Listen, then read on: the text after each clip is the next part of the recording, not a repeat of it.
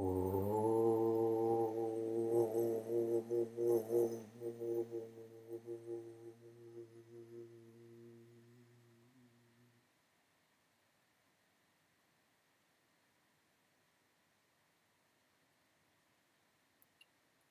Satchidananda Rupaya Vishvotpattyadihetave Tapatraya Vinashaya Shri Krishnaya Vayam Numaha.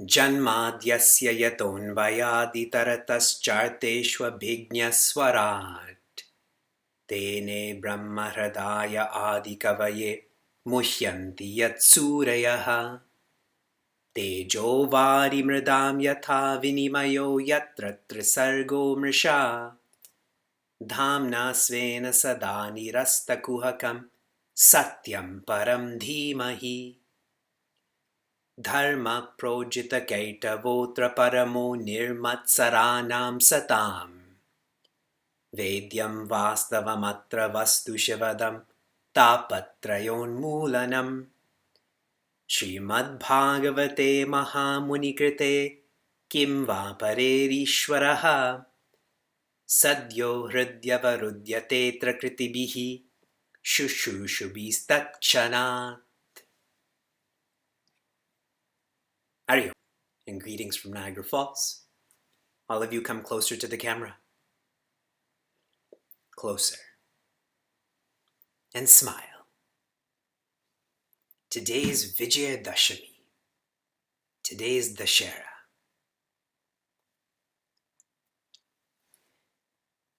In our culture, we have 4 birthdays. And I was waiting to share that after the kids left for your welfare.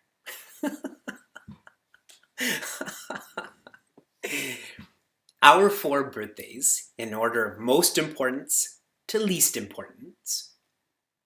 Most important, Bhagwan's birthday. We tend to celebrate that around Mahashivratri. Second, our Shastra's birthday. We tend to celebrate that around Gita Jayanti. Third birthday, our Sadguru's birthday. We tend to celebrate that around Vyasa Purnima. And the 4th birthday, a very useless birthday, is your birthday. Is my birthday. The birthday of a Shishya. And you know I'm joking about that to an extent. The birth of this body is not so important. But rather, the birth of working hard and smart to being happiness. That's who a Shishya is. I'm sharing this because in each of these birthdays, we are to reflect on our past and our future. How has our year been? How will our year be? And Sanatana Dharma is great. Not just 4 times a year. Every month there's an utsava. Yes? These utsavas are to gauge if we're lifting ourselves up. Those who celebrate Vijayadashmi, Dashera, in an external way, they're motivated. When the context is right, they feel uplifted. But then the context changes, correct? After Vijayadashmi today, tomorrow's the 11th. We fall again. Those who are celebrating these utsavas, not based on context, but content. I am Devi. I am Rama. Then they are inspired. Context does not shake them. When that changes, they don't change.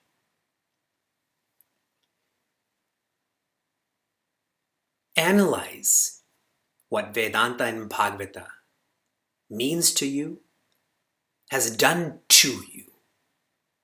I'm not even saying has done for you. I'm saying has done to you. Vedanta Satyam Param Dhimahi. The Vedanta portion of our course is learning how to contemplate. To contemplate on one's nature. The Bhagavata part. Try to memorize what I'm about to say to you. In Sanskrit, in English, it doesn't matter. Rishi Narada tells Raja Yudhishthira, I'll say this slowly, Tasmat kena api upayena manaha Krishno niveshayet. And our writers would have recorded this, so if you missed this, don't worry, in English. I'll describe each word in English, and it won't sound pleasant because Sanskrit and English are non-translatable. Tasmat means therefore. Kena, any. Api, also. Upayena, means. Means here like a road, a path, okay? Manaha, mind. Krishno, as in Bhagwan. Niveshayet, immerse. Bhagavatam is for us to adopt any means for our mind to be absorbed in Manohara. One of Bhagavan Krishna's names is the one who steals minds. In this Utsava, analyze, are you tuned into the Vedanta? Are you tuned into the Bhagavata? Bhakti is when you feel a sense of anguish when your mind moves away from Bhagavan. Not your body. My hand doesn't know if it's holding a glasses case or a pencil. When your mind is moved away from Bhagavan, you feel anguish. Rishi Prahlada, that 5-year-old boy, was often described as being possessed. Possessed in what? Brahman. He only thought and spoke and acted infinite.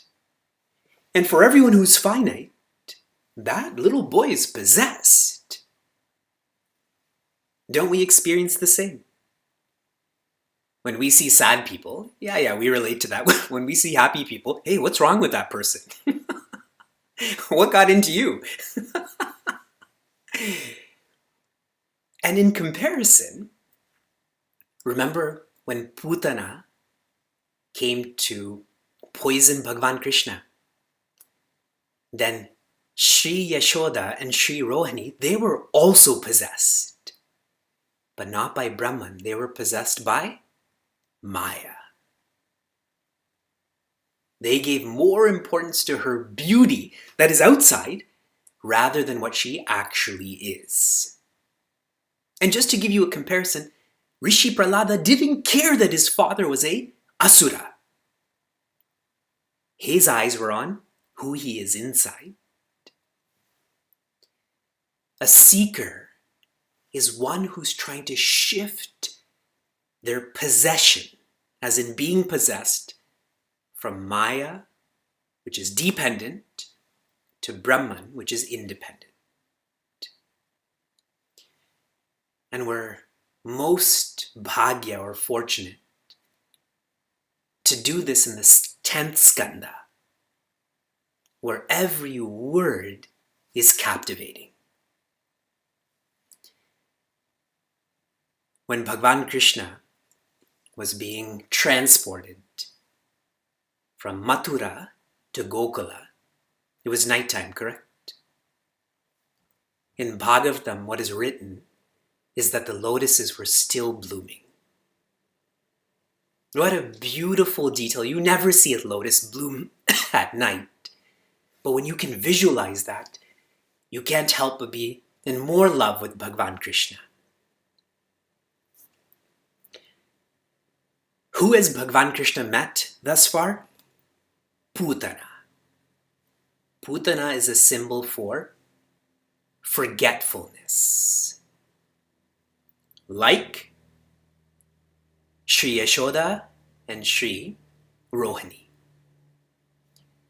Shakata. Shakata is the symbol for materialism. Have you noted on all of our utsavas, one is supposed to give, not get. Most secular utsavas are about getting, no? Getting more, eating more, sleeping more. And Trinavarta. Trinavarta is the symbol for desire. Now, a fine detail here. A beautiful expression in Vedanta teaching, Lobhat papasya karanam. Greed is the cause for unrighteousness or sin. Where does this play? You've heard from me many times that we have 6 enemies that live inside of us. I'm only going to focus on the first 3.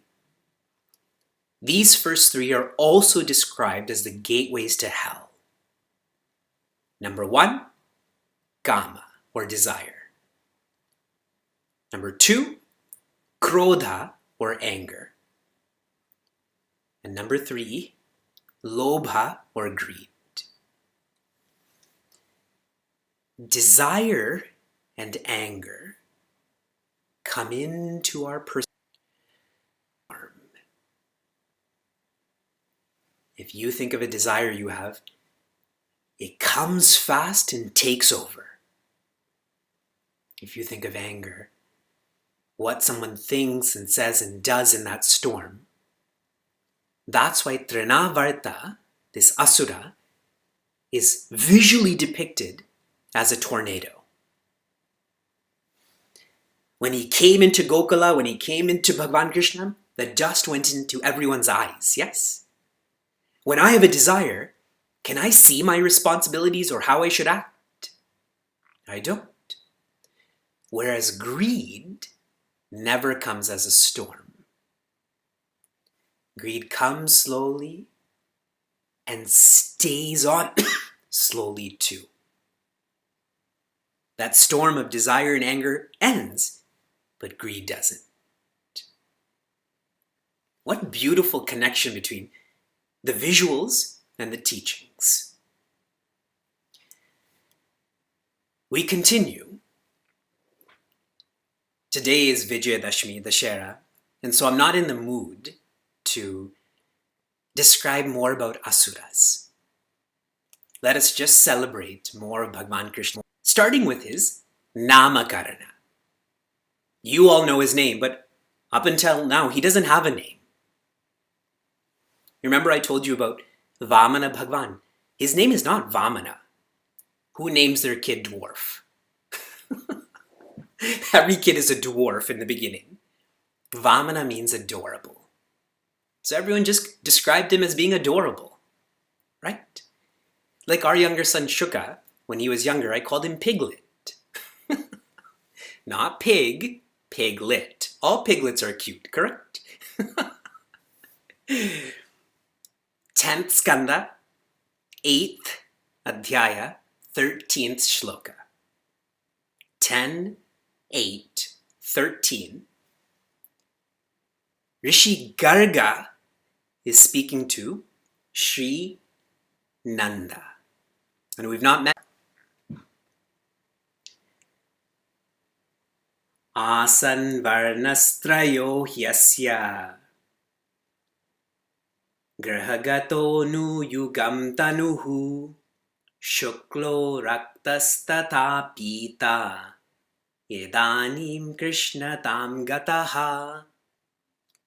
Rishi Garga says to Sri Nanda, Asan Varnastrayo Yasya, with Bhagavan Krishna sitting in his lap. Grahato Anuyugam Tanuhu, this body, this baby, manifests in every yuga, in every period of time. Shukla, Rakta, Pita has manifested as being white, as red, as yellow. Idanim Krishna Tam Gataha, and now has manifested as dark or black.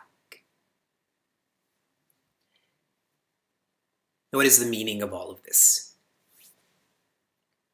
Shri Nanda had approached their Kula Guru, the family guide whose name is Rishi Garga, and said, "Our boys don't have names. Please engage in the Namakarana." And Rishi Garga, a family guide, loves that family more than the family loves each other, shares, we can't do this publicly. Because if we do this publicly, then Kamsa and the Asuras will know these are newborns. So this Namakarna, sadly, had to be done in a secretive way. You have to feel that, just those two, having this dialogue with each other, with both of these boys. So, starting with the older boy, before I get into his name, and you know this already, but that's not the point. The point is to feel this. In Bhagwan Rama's manifestation, Bhagwan Rama was older and Sri Lakshmana was younger. And throughout their lives, Bhagwan Rama ordered Sri Lakshmana in what to do. Yes? So Sri Lakshmana was tired of being bossed around, pushed around, which is why Bhagwan Narayana, when you come back, I want to be older. I'm going to boss you around. I'm going to push you around, which is why the older brothers' names are the one who is Ramayan, the one who is going to cause joy, so his name will be Rama. He will be Baladi Khyat. Baladi Khyat, which means the most strong. So his name will be Bala Rama. And he will be the cause for Sankarshana. Sankarshana means bringing together. So he will be known as Sankarshana Bala Rama. He was probably South Indian with so many names and such long, long names. And that's what Balarama did. Sankarshana Balarama did. He brought both sides, the Kauravas and Pandavas, together. Later on in this skanda, I'll highlight that for you. As for the younger brother, he is Krishnata. He is like darkness, like blackness, so he will be known as Krishna. And for you to note, there's no I in Krishna. It is Krshna. We have difficulty with these Sanskrit words, but I think it's important to note. Like when I tell people my name, though it's spelt with an E, I tell them it sounds like an A. Vivek. He will also be known as Vasudeva's Putra, so he's known as Vasudeva. Rishi Garga is naming these boys. And then he says, and he has many, many, many more names that I don't know of. Because he's infinite. Every name is his name. So now the Namakarana is done. And this is important because here comes the antics. Here comes the play. Now that they have names, what Balarama and Bhagavan Krishna would do, they both had anklets on both feet, both ankles, And the reason for this is because they were most naughty. If you think your child is naughty or children are naughty, they don't touch what I'm about to describe for you. So those anklets are like an alarm. Run away if they're coming, or chase them down if you hear it. Whenever they would walk, they would consciously walk, not on the beautiful paved dry paths, but wherever there was mud. They would look for sludge and always try to go down that path. That's one of the most frustrating things for parents, no? After our kids play in the sandbox, I take their clothes off outside. Don't even bring your clothes inside. I don't care if you're cold, we'll bring you straight to the tub. But we have a tub and running water, right? It must much be harder back then. And everyone loved seeing them because their front teeth were coming in. That's described too. Imagine Bhagavan Krishna with those two big front teeth, two bottom teeth. And what he and Balarama and the kids would do is they would play tug of war. Now, who would they play tug of war with? The cows. They would hold on to the tails of those cows and those calves and play with them. They would pull the calf would pull them, and this fight would go on. So tug of war with animals. We all know their relationship with the cows. They're known as Govinda, the one who cares for cows. They would release the cows of the gopis before it was time for them to go and feed. You know, there's a time in terms of agriculture and farming, but they would always release them early. And when those gopis would get mad at them, they would laugh back at them. Isn't that the worst feeling? When someone is telling you, relax, and they just smile at you, you're the one who's not relaxed. So they would laugh back at them. And when these gopis would go and tend to the cows, they would go into their homes and eat all of the milk products.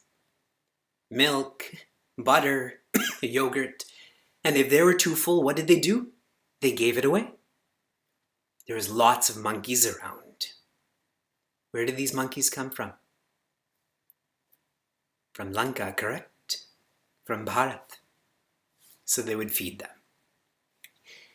After they were done eating all of this, they would actually break those pots. They would put holes in all of those pots. And again, when those gopis would get mad at them, they would get mad back. So sometimes the gopis put pots there without anything in that. That would make them even more mad. So when they left that home, they would pinch the other kids there and make them cry.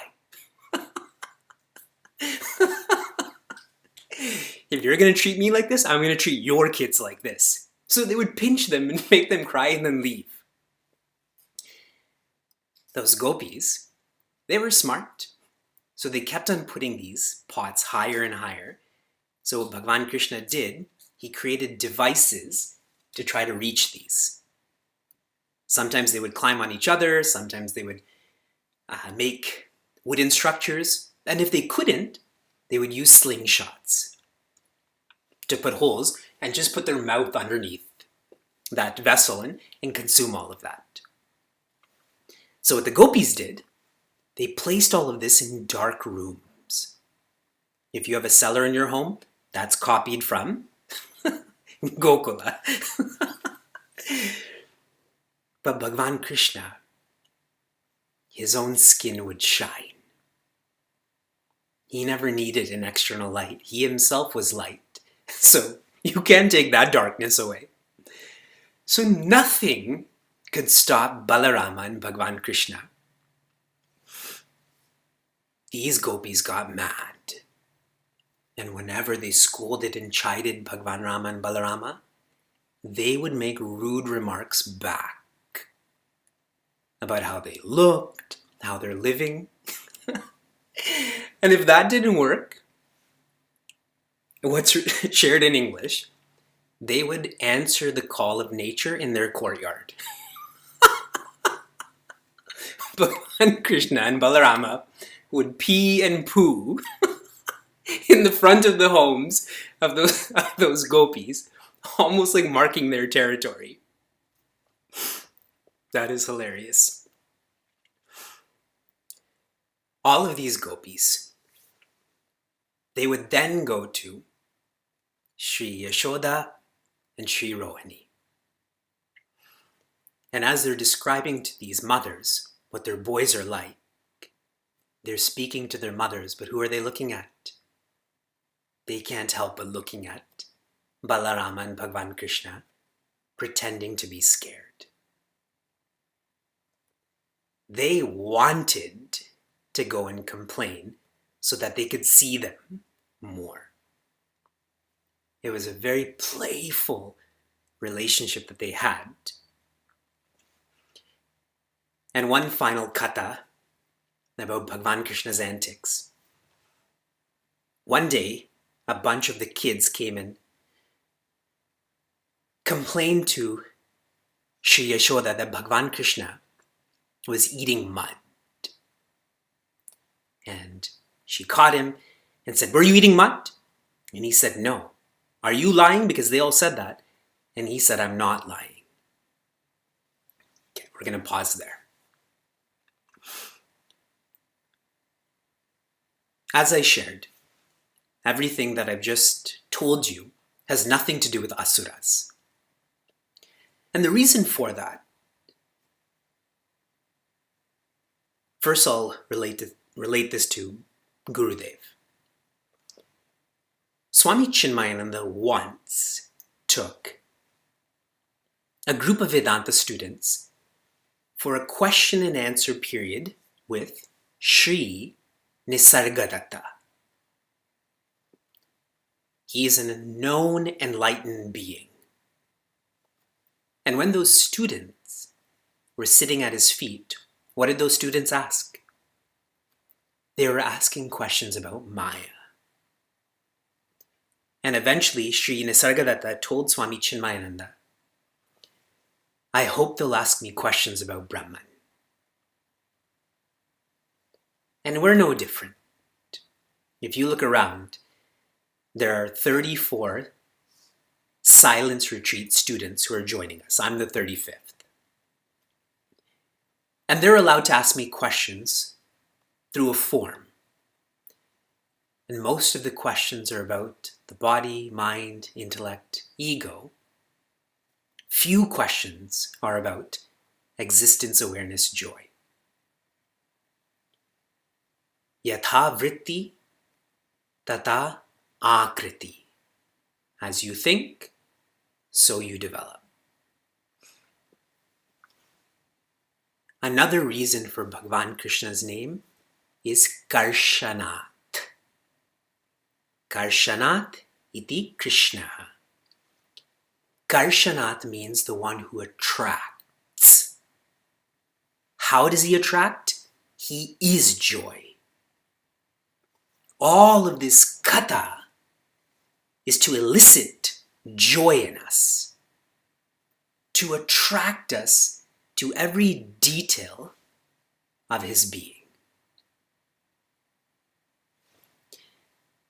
Bhagavatam is a historical text. Bhagavatam is a symbolic text. Bhagavatam is not limited by history or symbolism. Bhagavatam is a transcendental text. If you know the purpose of Bhagavatam, you'll go with the flow more. No conditions, no limits can be assigned to this map, and definitely not to the one who wrote the map, that is Bhagavan Krishna. One commentary I've read, Bhagavan Krishna is supra-moral, which means he's above morality. Many question, why did he do this, and he lied, and so on. That only applies for those who are subject to morality like you and I. He is supramoral. And how thoughtfully that's shared. He was once white, then red, then yellow, then black. That shows he's none of these colors of the rainbow. He is that pure light. Some more katha, and then we'll finish with more Vedanta. When Bhagwan Rama was born, what time was he born? 12 p.m. The middle of the day, sun is at its zenith, and so there was a lot of loud celebration. When was Bhagwan Krishna born? 12 a.m. When the moon was at its zenith, zenith, whatever, hence the lunar dynasty, Bhagwan Krishna's birth is to be celebrated quietly. So that Kamsa and the guards don't wake up, nor anyone in Gokula. How do we celebrate Bhagwan Krishna's birth now? More dancing, more noise. Because no katha. We depend on TV serials for our understanding of Bhagwan Krishna. Quietly. And what is the quietest way to celebrate his birth? In here. Bhagwan Rama was born into a family of kshatriyas, leaders. Bhagwan Krishna is being raised by vaishyas or organizers. The difference there. And the point is, it doesn't matter what is happening externally. What matters is internally who you are, what you're doing. No varna, no skin color, no profession is better or worse. They're simply different. Bhagwan assumes all of them. When Bhagwan Krishna was born, as in Brahman, when he moved through the handcuffs and the prison, all of the locks opened. And do you remember when Sri Vasudeva brought Maya back? What happened to the locks? They all closed. Brahman opens our locks and Maya closes our locks. When Sri Vasudeva was carrying Bhagwan Krishna to Gokula, how did he carry him? On his head, correct? Whereas, in terms of Shakata Asura, where was Bhagwan Krishna? Underneath that cart. See how Sri Vasudeva was protected because Bhagwan Krishna was on top? When Putana Asura was feeding Bhagwan Krishna, some commentators have written that he closed his eyes. When infants are younger, they close their eyes, but when they get older, they open their eyes too. They like to look around while they're feeding. Why did he close his eyes? Us. We live inside of him. If I put on a scary mask, scarier than this right now, wouldn't you close your eyes? Some of you have your eyes closed right now. So he did that for us. In terms of, why is he consuming so much milk? For us. When he feeds, he is the manifestation of all of us together. When he feeds, we feel fed. When he ate that mud and everyone said he's eating mud and he said, I'm not lying, who does that mud belong to? He's the creator of that mud, and very technically, Bhudevi is one of his wives. They're the same unit. There are two types of Maya. And this is more clear when you study Bhakti Shastras like Ramayana and Bhagavatam. The first is known as Avidya Maya. This makes one more forgetful. And the second is known as Vidya Maya. This one makes one more remembrance-oriented. Bhagavan Krishna's Leelas are Vidya Maya. To help us remember, we live inside of him. And the evolution of that is he lives inside of us. First you see Bhagavan outside, then you see Bhagavan inside. Finally, we have a raga to Maya. Maya is all that changes. We have a dependency on articles, beings, circumstances. This Leela is trying to add the letters VI before that raga. Raga becomes viraga. An independence from our dependence. Viraga is not enough. You can't just renounce. Viraga has to evolve to anuraga, which means love or bhakti. I shared the exact same message with all of you. I can't remember her name. Shurpanakha. Shurpanakha is raga. Shri Lakshmana is viraga. He cuts her down, yes?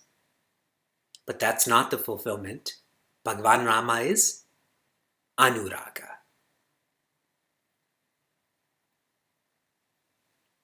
So once again, analyzing. Are you flowing with the Vedanta? Are you flowing with the Bhagavatam? If yes, we're pulling away from raga through viraga to anuraga. Oh.